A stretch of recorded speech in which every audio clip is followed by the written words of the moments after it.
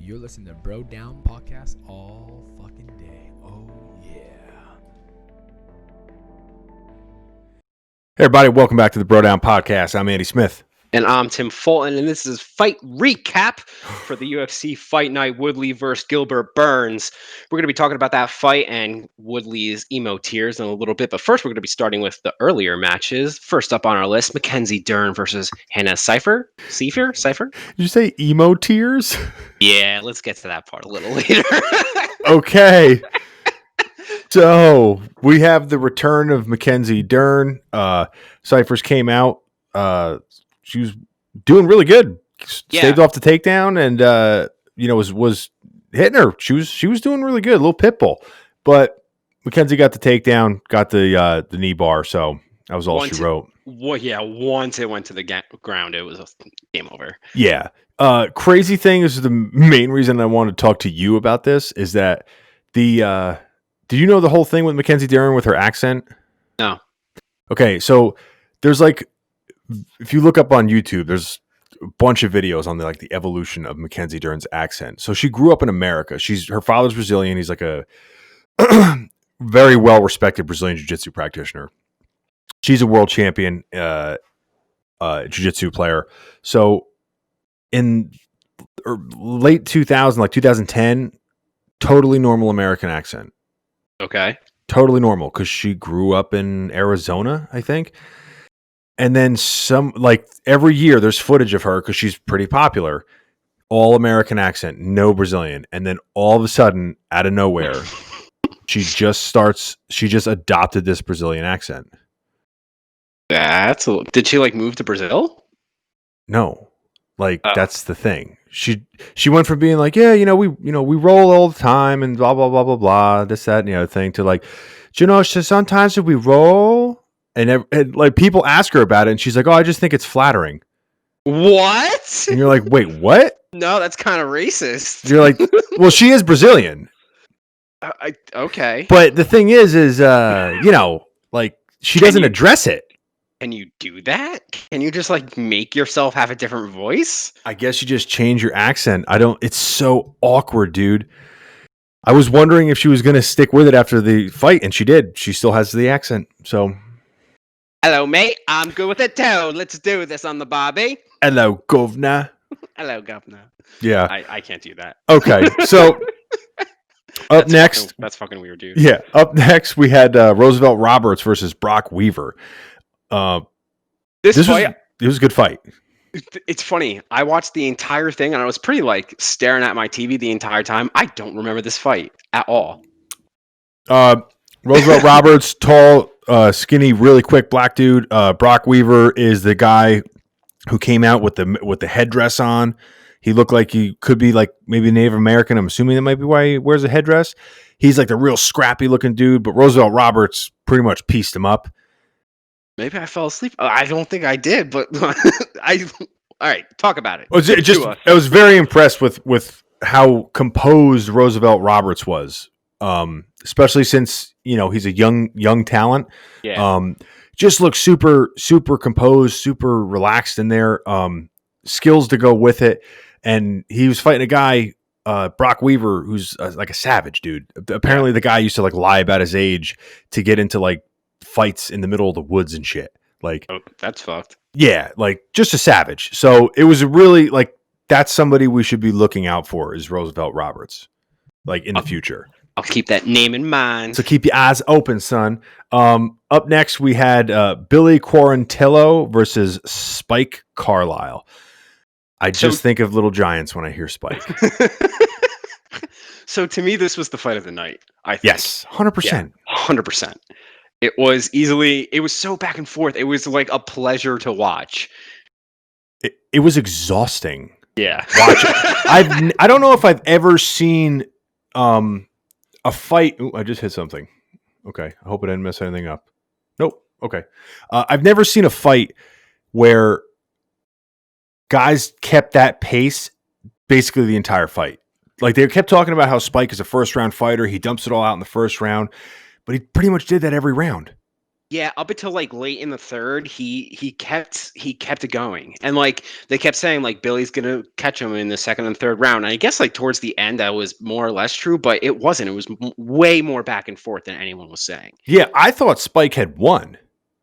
I thought he won. We had a little bit of a disagreement on that. I agree that Spike definitely won the first round. Billy obviously won the third round. It's the second round that was the toss up. Exactly.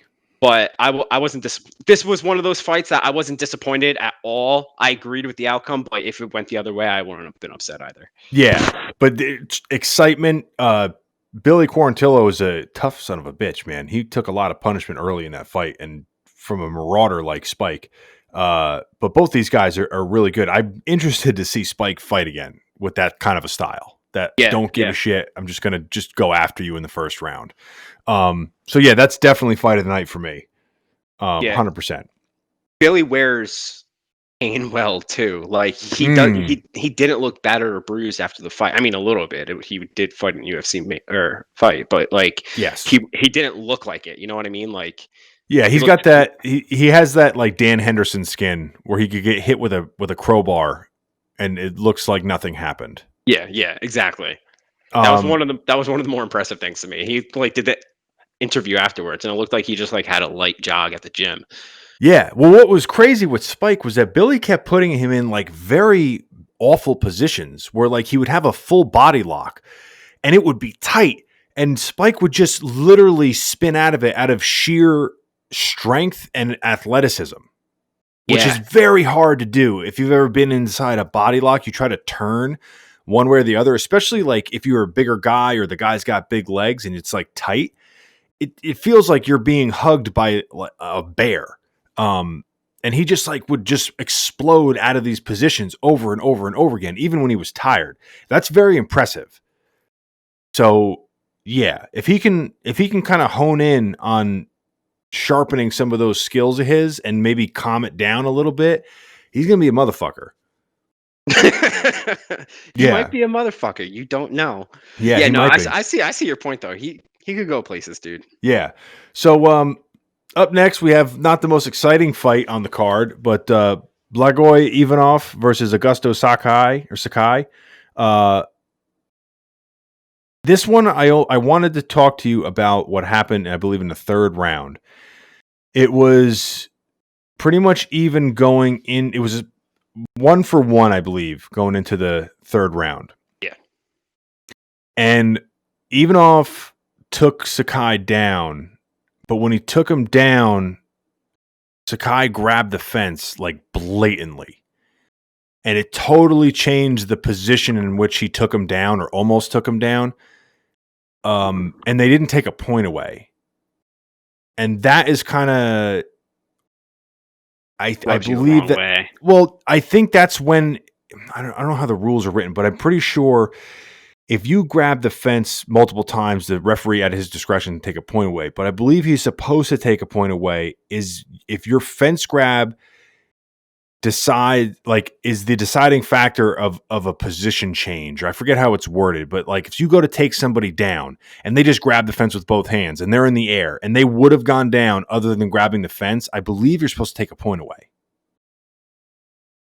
Oh, I see what you're saying. Because you're changing the outcome, like very clearly you're changing the outcome of the position in the fight, which we all know one takedown could lead to the end of the fight or the winning of the round. And in this case, it probably did. Yes, it did. So even the announcers were like, it should have been a point deduction. This should have been a draw, but it wasn't. So I just thought it was an interesting thing that happened in the fight because it was a very blatant fence grab. And you can see when he picks him up, he would have gone towards the center of the cage, and like he pendulums himself towards the cage by holding on to the fence. So that's so annoying when you see something like that happens and you know what's supposed to be going on, but it doesn't. Like, there's the technicality of it is wrong. That pisses me off to no end. Did you hear that the ring was smaller too? No. Yeah, the ring. I think the ring is normally like 30 square feet or something like that, but it was like 25 square feet. noticeably smaller. Like not huge, not super substantial, but they already don't have a lot of room to work with in there, and you always end up against the cage as is. So when you Yeah. take away any of that, you're going to end up against the cage so much more. I mean, it didn't make a difference here. He was I mean, some guys might be loving that, and some guys I'm sure are hating that with the less room in there. oh yeah. Yeah. Yeah. Oh yeah. Yeah. So yeah, I just thought that was an interesting part of that fight. So up next, the main event, Tyron Woodley, the champ returning, or the former champ returning against Gilbert Burns. I already disagree with you. The former champ did not return. No. He didn't. So No. yeah, so it's crazy, right? Because when we were talking about this last week, we said it was either going to be Tyron Woodley's epic comeback, or it was going to be Gilbert Burns' coming out party. Yeah. And it was definitely Gilbert Burns' coming out party. Now, I don't think that Tyron Woodley basically performed shitty. I think it's more so that Gilbert Burns is that good. I think it's a mix of A and B. Yeah, because Woodley's been off for a while. Yeah. So I read online someone saying he just lost 10 rounds in a row. And if you looked at him in between the first and second round, like, I'm putting words in the mouth of someone who wasn't even talking, but he did not look like he wanted to be there. He looked like he was done. Like, it was just different than what you see for most fighters. Like, he was trying to talk himself up, but it just wasn't there, dude. But I don't want to take away from Burns either. He had a fucking stellar performance. Absolutely amazing. Yeah, I think Woodley kind of got caught in the quicksand. Like he does have kind of like a vacant look on his face during fights a lot of the times. Like it looks like he's waiting in line at Walmart to get a spare key made.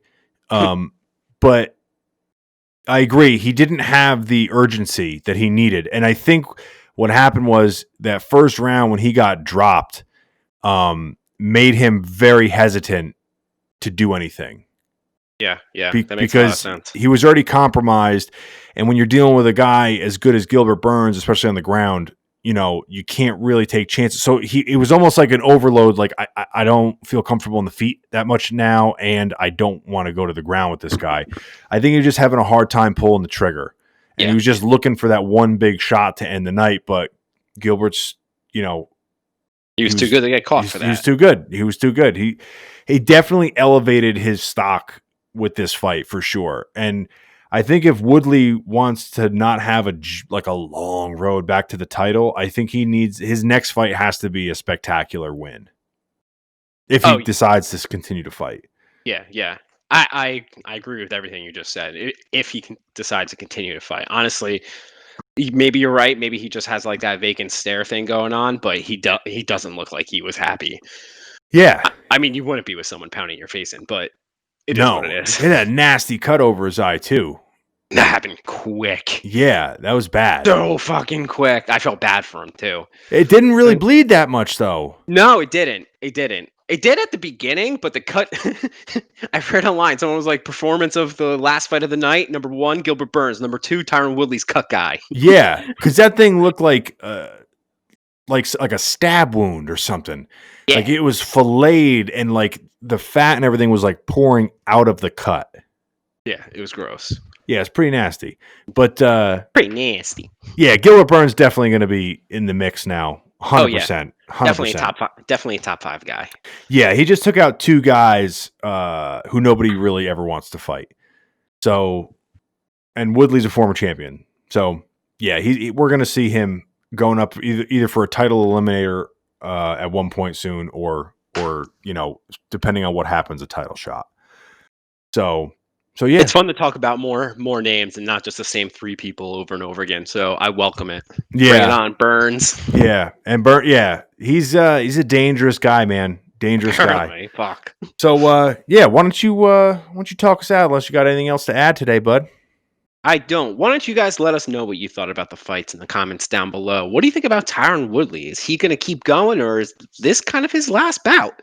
Don't forget to like and subscribe. Last but not least, don't forget to go to brodownpro.com. We have a whole bunch of cool bro down shit where you can bro out with all your other bros and do other bro things. Bro. Easy, bro. Easy, bruh. I think that about sums it up. We'll catch you guys next time. Later, guys. You're listening to Bro Down Podcast all fucking day. Oh